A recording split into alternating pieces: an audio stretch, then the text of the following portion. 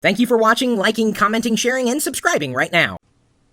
How many people do you believe have used email? If you had to give a percentage, just off the top of your head, of, let's say, U.S. citizens who have used email, how many would you say? Just shoot out a number. 89%, 65, 80, 100, two-thirds, 90%. Okay, fair enough. Well, according to this survey that was just posted to news.com, about 20% of U.S. heads of household have never sent an email. And about 20 million households, 18%, are without internet access. 30% have never used a computer to create documents. And I just wonder why email and internet access isn't considered almost like a public utility of sorts. I mean, think about it. We have access to the public library, and yes, there's computers there. We have the ability to grab, broadcast signals over the air, whether it's television or radio. We have electricity that we pay for. We have water that we pay for. Other services that we pay for, I guess, but no internet access. Just seems like it would be a detriment to any household. And I think if we look at technology as an enabler rather than as a cost, we may be able to get further ahead faster as a society. And that's usually what I suggest to people when they ask me about broadband options. Maybe they haven't been online before. Maybe they are still on dial-up. A lot of people are still there. But I always recommend that they get online to save money. Imagine, saving 50% of your monthly bills.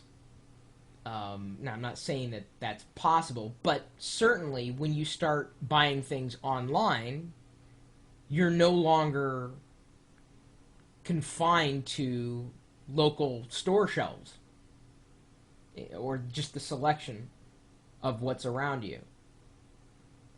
The internet just kind of opens up any possibility for commerce. Not to mention the research, the time savings that you might get. Whether you're using free services online or you're just using the internet to communicate in general. It all boils down to a cost. So I look at text messaging on my iPhone in much the same way. I think, well, yeah, I could just pick up the phone and call someone, but then what if you get caught in voicemails? Like, you just want to send them a short message, you don't want to go to email, they have their phone, they're going to check it. Well, to me then, it's a matter of convenience to be able to send a text off to somebody, especially if I'm only sending 1 or 2 words, like, be there in 5 minutes. I mean, I don't need to call them up, blah, blah, blah, blah, blah. If they know, and if I know that they use text messaging.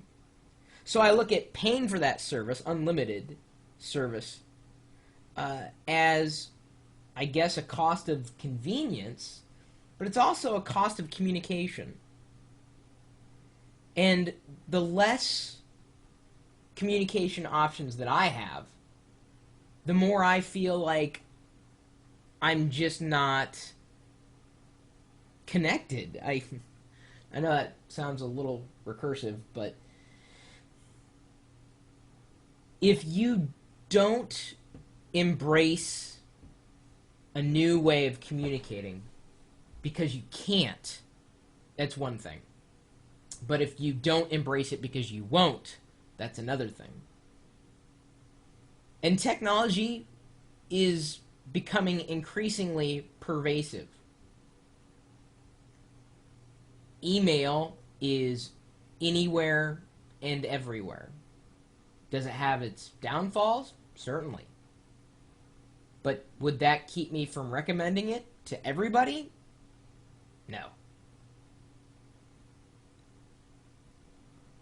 So, I guess what I'm hoping to hear from this community, the people watching this video, is what do you think about all this?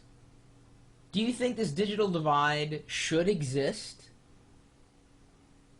between the haves and the have-nots?